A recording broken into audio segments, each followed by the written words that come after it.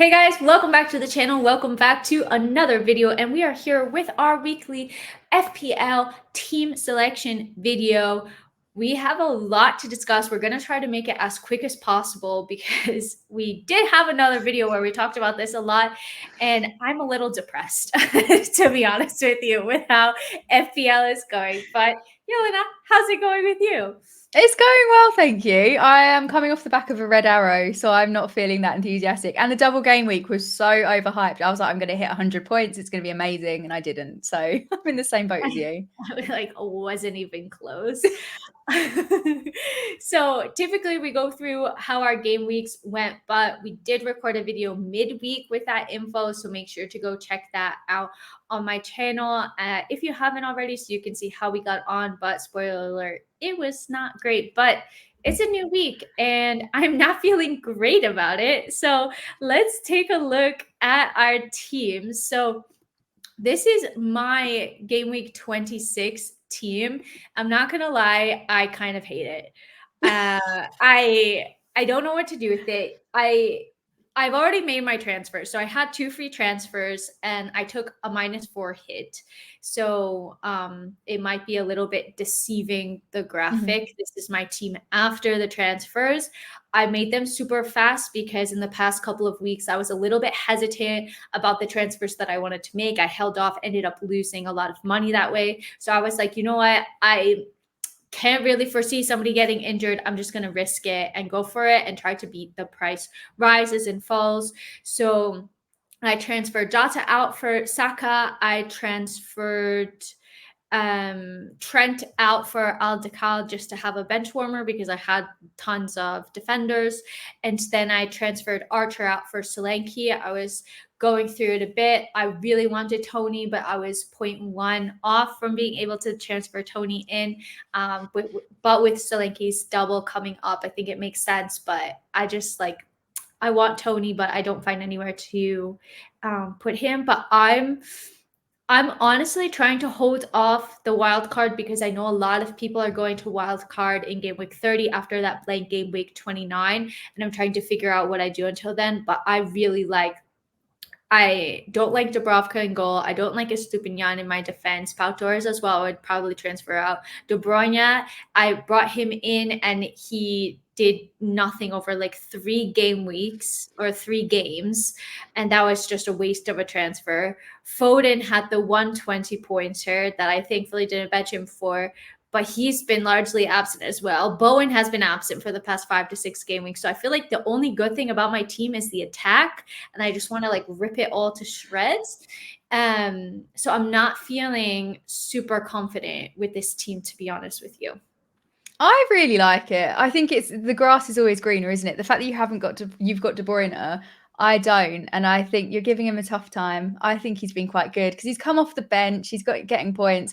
Bit worried about the hamstring injury because obviously he didn't play at all in the fixture against Brentford. But hopefully that means he's well rested, he's ready to go. He'll get like a minimum 60 minutes in. Foden as well. How optimistic you are, and I'm just like, everything sucks. Everything's awful. I have good news actually. I did my video comparing my free hit team with the AI free hit team, and the AI free hit team. I gave you a mention in the video because I was like, Ellie will love this. They have Bowen in their midfield. Really? So yeah, you're obviously on track. His stats must be good. Like there must be some underlying numbers that we're not seeing. So I think it's good that you're keeping faith with him. And then they also had double Villa defense, which I was surprised about because I think with Forest, they are awful away from home and they concede on average 2 goals away from home per match. But I do feel like Taiwo or Alanga or someone will find a way to get a goal in there. But I don't know if the AI thinks double Villa defense is the way to go. That is solid. So you've got the robots on your side. Estupinian, I share with you. It's so stressful owning him. And if he was guaranteed to start, I probably wouldn't hesitate to have him in my team because he has got that potential for attacking returns. But he's not really one of those players that comes on and changes the pace of the game. And I don't know what he's done to upset De Zerbi. But yeah. he's definitely out of favour, which is quite concerning. But he was benched last game week. I think the game week before against Spurs, he played the full 90. So maybe he'll be given another chance this week. We can hope in the blank. Yeah, I would, if I could, I would bench him, but obviously with a couple of teams blanking this game week, obviously Chelsea and Liverpool with the Carabao Cup final coming up, which is another team that blanks. I think Spurs blank as well, if I'm not mistaken, but I didn't have any Spurs assets. I would be benching him, so I'm trying to find a way to sell him, but I don't know, looking at my team, like, would you realistically hold off wild carding until game week 30? I was trying to wait to see which teams are going to blank in 29 to have more info so that I don't have like 2 players playing in game week 29, because I don't think I'm going to use my free hit that week. But I don't know, I'm just like pretty disillusioned. I feel like there's a lot of better players that I could have in my team. That's the problem, though. I feel like we're always chasing like the better ones and whoever's on form. Whereas so many times this season, we've realised the more patient you are, the more you get rewarded. And hopefully that's what happens with Bowen this game week. And I think your front three, you can pretty much rely on. Solanke, if I hadn't have already gone for Tony, I would have done the preemptive move to Solanke now because his next couple of fixtures are so good. Plus he's got the double. But I mean, I wouldn't be surprised. It's a home fixture for them, and he's been on really, really good form the last 2 game weeks. And City do make mistakes, so you could get quite lucky there with a return from Solanke, and then Watkins and Haaland. If both of them haul, like, you are just absolutely laughing. Plus the captaincy on Haaland doesn't make too much of a difference now because his ownership is like 80% or something crazy. But it could definitely kind of pull you up in the ranks. And I don't think there's not really a player there that I go, oh, I think that's an issue, I can immediate transfer out. I think you're quite well set up. And we can't really plan until we know what 29 actually looks like. Yeah, that's what I'm kind of like. That's why I've held off wildcarding for now, because on paper they're good players, but I don't love having that triple city attack. I think that it's just like a lot of eggs in one basket. So I would love to diversify that. And I see there's a lot of talk about certain players I've seen. Neto having a lot of interest, Bailey as well, Huang from Wolves as well. So do you have any picks in terms of midfields that you're kind of eyeing? And I'll just switch to your team as well so people can have a look at what you have. So I'll have to take a -4, and I'm looking at Huang. So I want to do Darwin to Watkins, and then definitely the Wolves mids. It was really, really close between Huang and Neto. But I think Huang's got the most goal threat out of all of the Wolves attackers, and he's got the best home record as well. I think he's had 6 goals and an assist in all home fixtures. So that's why it kind of edged it for this week, especially it's that Sheffield United fixture. And I've been quite apprehensive about taking hits. And also my transfers just haven't worked out this season. Like, I haven't made good transfer decisions. But I think this is one of those game weeks just to have like a bit of fun with it. Hopefully most people, like more casual players, won't necessarily have a full starting 11 to go out. So I can afford to take the hit. And then if he just goes mad, I'll be laughing. But equally, if I then take a hit to bring him in, I'm going to probably be taking out Palmer or Richarlison, neither of which I feel too good about, because Palmer has been so like just such a solid player. And I think everyone that's owned him has really enjoyed having him at such a budget price. And then Richarlison doesn't blank in 29. So if I don't free hit, then I'm kind of taking out a player that's guaranteed to play. And then if Wolves end up blanking, I'm putting myself in a difficult position. But then part of me thinks that's just future me's problem. So, and also if I do take the hit, I'll go in with more attackers, and then I can bench one of my defenders, because I don't like the idea of going 4 at the back when clean sheets are so scarce at the moment. That's what I was going to say. If you take the hit, you can bench Estupiñán. Yeah. Which could be massive, because who knows if he's even going to be starting at this point. And I think if we look at specifically Estupiñán's stats, it's just been like shocking. So in terms of his points, 1-0, 1-0, and then versus Wolves he had an 8-pointer, kept a clean sheet there, 0-0. And then versus West Ham as well, another 6-pointer, 0-0.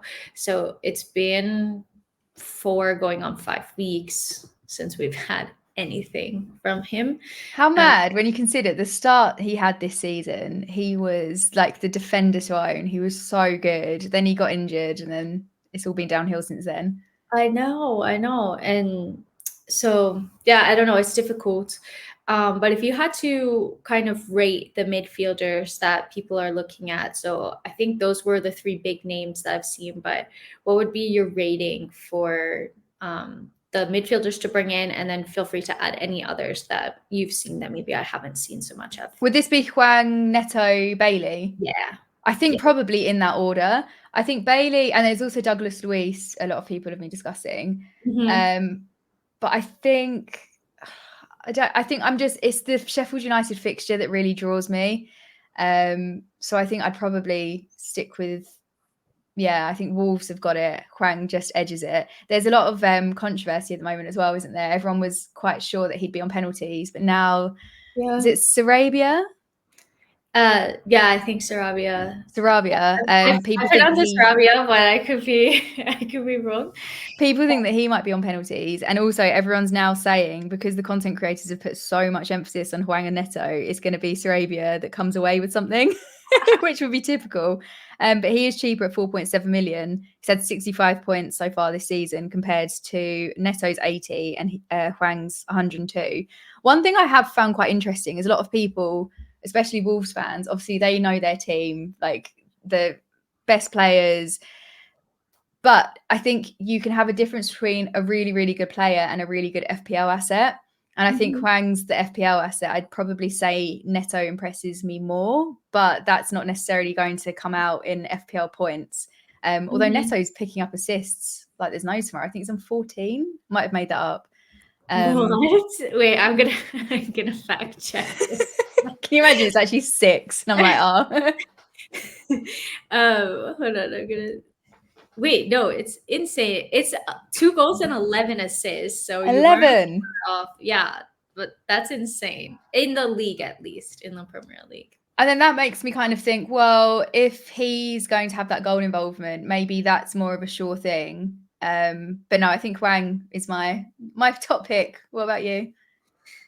Yeah, I think I would be leaning towards him as well, but I'm not gonna lie, I feel major FOMO because I've already made my transfer, so there's no way I can get him in the team. But it's somebody that maybe I would think about, but I feel like you really want him in for this Sheffield United fixture, and since I'm missing it, I'm probably going to prioritize other areas or other players. I haven't quite made my mind up yet what I want to do, but I think I would agree in that order. And if you look as well for Neto, for example, like he's got an assist in the last game, but he had 5 points, then 2 points, then 4 points as well. Like it's not a ton. Like a massive differential that I would think like, wow, this is amazing. I mean, better than the 0 pointers that I've been getting from my team. Even at the moment, any points are welcome. One thing I am going to try and do, because the thing is now my new approach to FPL is just see who Sheffield United are playing and then try and bring in players for that. But one thing I am going to try and do probably for next game week is just not look at Twitter. Because I've realised I'm subtly just getting quite influenced. And I said at the start of the season, I wasn't going to bring in any City assets. And then as the doubles were coming up, and obviously Foden got his hat-trick against Brentford, I suddenly had triple City. And then I was in a position where originally I brought in Bernardo Silva, who then ended up getting benched, brought in Ake, who got benched, had Foden, who has at least played, but hasn't had a massive haul, and then Haaland, who I think you just need to have in your team. Yeah. But I'm definitely getting ideas put in my head that I probably wouldn't have thought of myself. And then this game week, 2 of my casual friends, one of them used their triple captain, but it was on Haaland, and they got 122 points. And then my other friend Maria, I think she got about 96 points without triple captain. And you only think, have we overthought this?